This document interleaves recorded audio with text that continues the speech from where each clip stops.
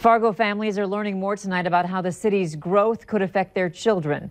Valley News Team's education reporter Veronica Marshall is live at the Fargo Schools Administration Building with much more on the latest enrollment projections. Veronica?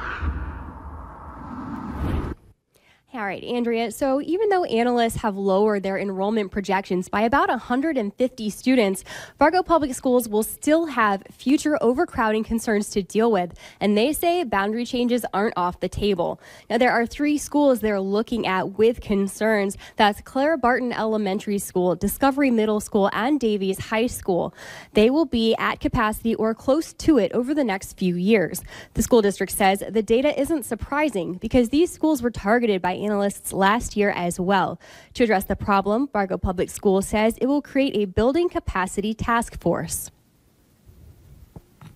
So what we'll do is we'll bring in a variety of stakeholders on that task force to have some of those critical conversations about what do we want to do, and that will help us develop a long-range facilities plan where we will explore all those options, and some of that might be boundary changes.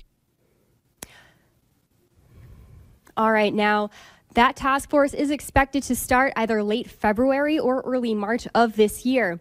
As for tonight's meeting, it's still going on. It started at 5:30 and I popped in for some of the meeting. There are about a dozen community members in there right now. So if you still want to come out and learn about all of this information on your own, you can. There are other exciting topics on the agenda tonight as well, so don't miss out. Come out to the Fargo School Board meeting. For now, though, I'm going to toss it back to you in the studio, Andrea. All right, thank you, Veronica.